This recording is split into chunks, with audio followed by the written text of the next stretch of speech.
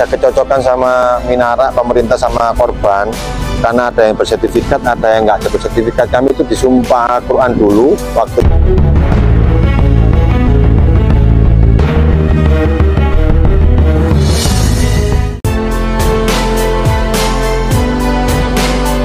16 tahun sudah lumpur lapindo menyembur dari dalam tanah. Namun hingga kini, semburan itu tidak ada tanda-tanda akan berhenti.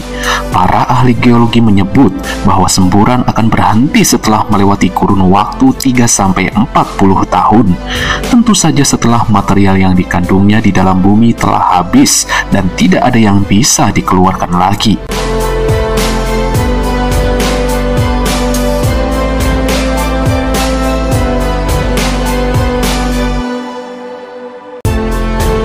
Pada 29 Mei 2006, lumpur panas lapindo di Kecamatan Porong, Kabupaten Sidoarjo, Jawa Timur menyembur untuk pertama kalinya. Semburan tersebut akibat dari pengeboran yang dilakukan oleh PT Lapindo Brantas. Dan semenjak itu, semburan lumpur terus meluap dengan volume yang sangat besar. Akibat luapan lumpur panas itu, ribuan rumah dan fasilitas umum tenggelam hanya dalam waktu beberapa hari. Sebanyak 16 desa terkubur, termasuk kawasan industri. Tak terhitung kerugian fisik dan material yang ditimbulkan. Lalu, bagaimana kondisi terkini di area semburan lumpur lapindo tersebut? Dan apakah warga yang terkena dampaknya telah menerima ganti rugi yang layak? Di video kali ini, saya berkesempatan meninjau langsung area semburan lumpur yang berpusat di Kecamatan Porong, Sidoarjo.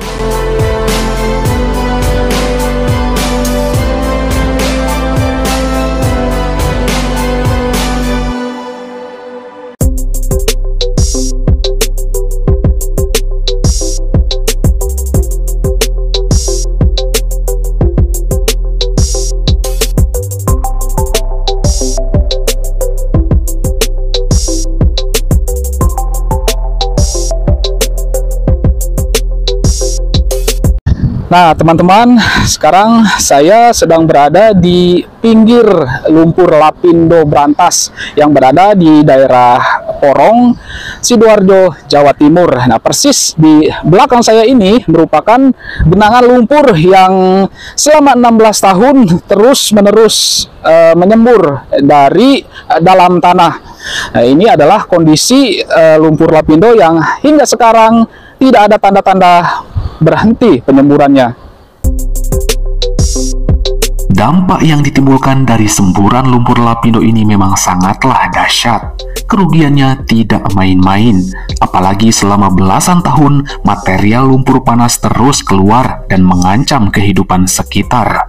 Berbagai upaya telah dilakukan untuk menghentikannya, namun upaya itu selalu gagal dan lumpur terus-menerus erupsi dari dalam bumi.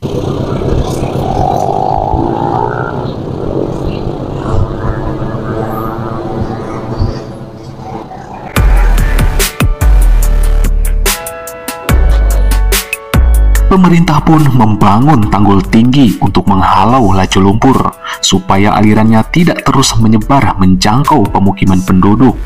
Namun karena suhu lumpur yang tinggi dan mengandung bahan kimia, maka tentu saja memberi dampak buruk bagi kehidupan masyarakat. Di antaranya suhu yang meningkat tajam, juga aroma yang tidak sedap dicium.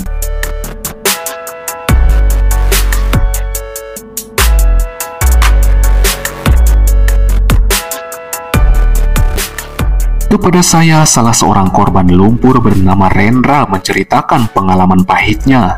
Bagaimana ia harus kehilangan rumah, tempat tinggal, juga barang-barang berharga yang tidak mampu lagi diselamatkan. Rendra merupakan warga yang rumahnya hanya berjarak sekitar 200 meter dari pusat semburan. Ia dan keluarga terpaksa mengungsi menyelamatkan diri dari serbuan lumpur.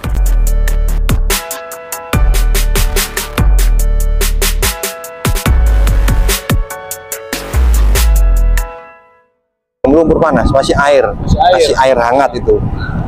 Habis demo, nggak tahu yang tua-tua yang demo, kita pulang paginya sudah keluar lumpur. sudah masuk ke sungai-sungai kampung itu, di kali-kali kampung itu. Kebetulan lumpurnya mengarah ke RT saya dulu, jarak yang paling dekat dari rumah saya tuh. Jadi rumah saya sama tetangga sudah tenggelam, RT yang lain masih bisa evakuasi waktu itu. Berapa lama itu Mas dari munculnya semburan lumpur sampai menenggelamkan Rumah kampung? itu 2 hari. 2 hari langsung iya. tenggelam. Tenggelam itu, tapi nggak semuanya. Perlahan-lahan. Panas sekali waktu itu. Lumpurnya panas. Lumpurnya panas sekali. Terus muncratnya awalnya sudah 15 meter ke atas. Oh. Naik ke atas itu. Terus apa yang Mas lakukan bersama tetangga-tetangga lain begitu tahu lumpurnya itu keluar terus? Kebetulan kalau rumah saya sama tetangga evakuasi yang bisa dibawa. Yang lain masih bisa bawa yang perabotan yang berat-berat masih bisa dibawa, atau sewa truk itu masih bisa. Nah, kebetulan pas rumah saya itu paling dekat sama semburannya, terus lumpur juga sudah masuk. Terus kami itu evakuasi bukan evakuasi, penanganan pertama itu pakai semen-semen gitulah. Iya, pasir-pasir dikasih sak biar nggak masuk lumpurnya. Tapi ternyata sumur rumah air itu naik. Iya, airnya itu terus nggak bisa harus keluar rumah.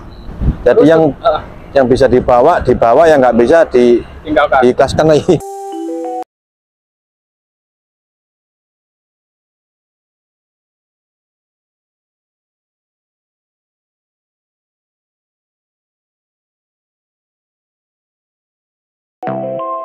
Rendra dan ribuan warga lain merupakan korban dari bencana dahsyat yang disebut-sebut sebagai buah kelalaian dari PT Lapindo Brantas.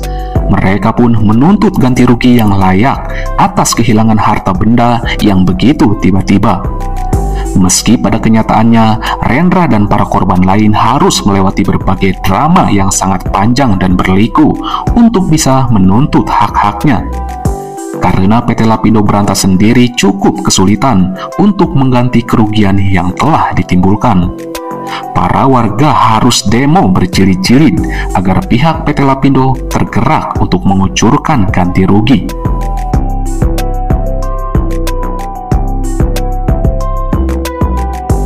Nah, itu ceritanya panjang banget. Itu setelah pengurusan kami itu karena nggak ada kecocokan sama Minara, pemerintah sama korban, karena ada yang bersertifikat, ada yang nggak bersertifikat. Kami itu disumpah Al-Quran dulu. Waktu itu benar-benar ukurannya tanah segini, sekian, bangunan sekian. Setelah itu tanda tangan, perjanjiannya 20% dibayar dulu, setelah itu 80%.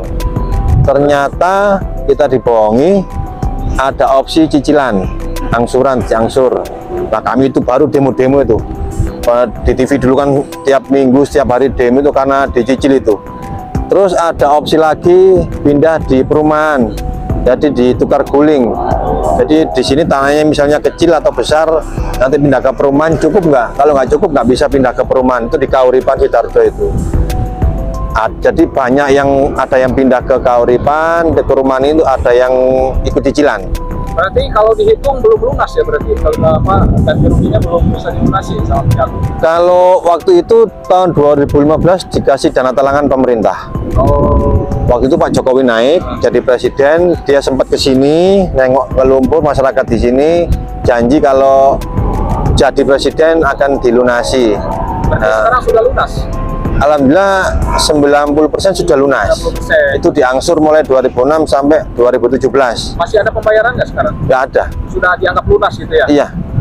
Dianggap lunas, padahal yang belum lunas masih banyak. Masih ada. Tapi ini udah selesai kan masalahnya dengan masyarakat itu? Sudah selesai, kalau dibilang selesai. Cuma secara hak sosial maupun psikologi ataupun ekonomi dampaknya masih kerasa banget. Karena ini bukan bencana alam ya. Karena pengeboran yang dibuat manusia gitu ya. Betul. Tapi secara hukum gitu ya, secara administrasi betul. Sudah selesai. Sudah selesai. Sudah tidak ada tuntutan lagi dari masyarakat terhadap mereka. Cuma itu aja. Kalau inget-inget pasti nggak mungkin lupa. Meskipun kakek-kakek nanti nggak mungkin lupa kelahiran di sini.